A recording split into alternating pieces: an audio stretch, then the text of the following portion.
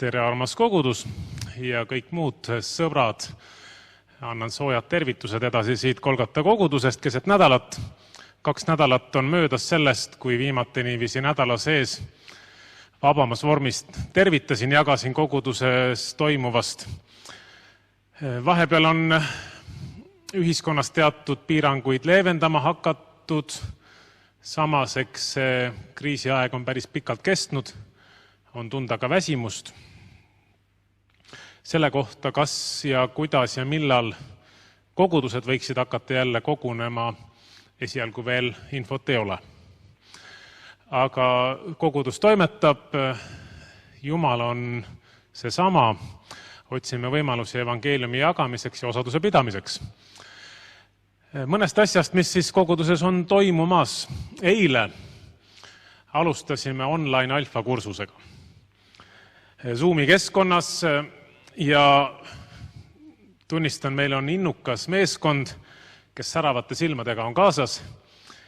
Ja kursusel eile õhtul siis oli 15 osalejat, 2/3 neist on need, kes alustasid alfa kursusega veebruaris.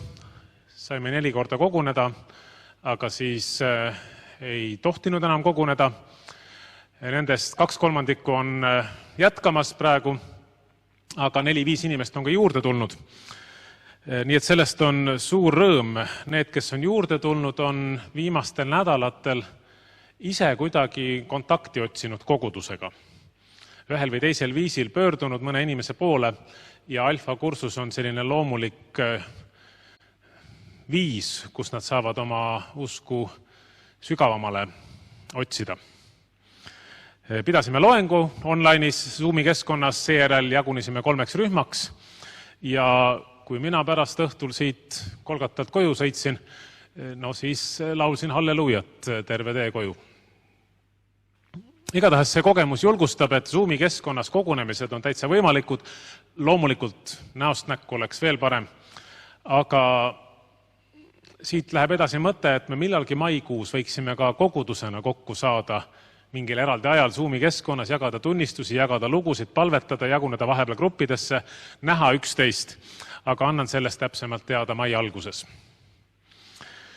Miks ma täna olen natuke pidulikumalt riides? Sellepärast, et olin täna päeval ühe eaka abielupaari matustel. Viisin seda läbi. Väga erilised matused.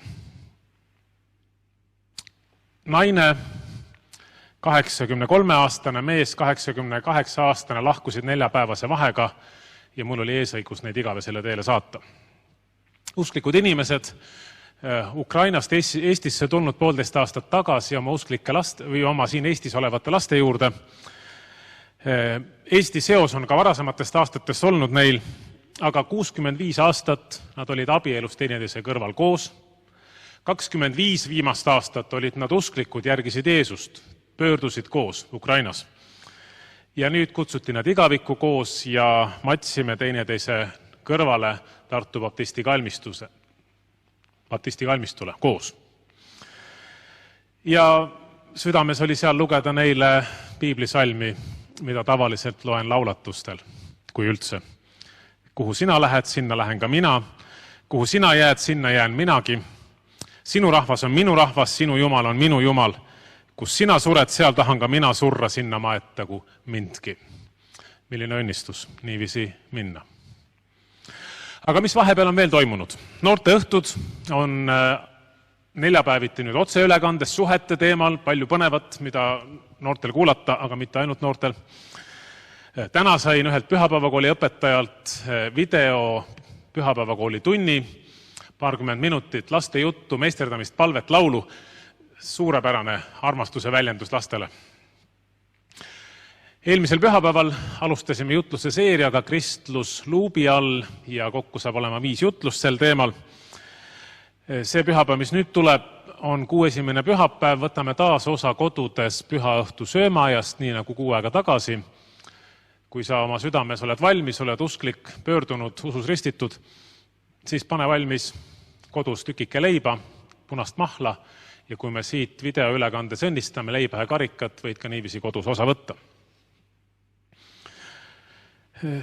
Üks väike vaimulik mõte ka keset nädalat sõnumi lõpetuseks. Piirangud on kestnud juba 1,5 kuud. 7 pühapäeva. Tõepoolest 7 pühapäeva pole me saanud siin füüsiliselt koos käia.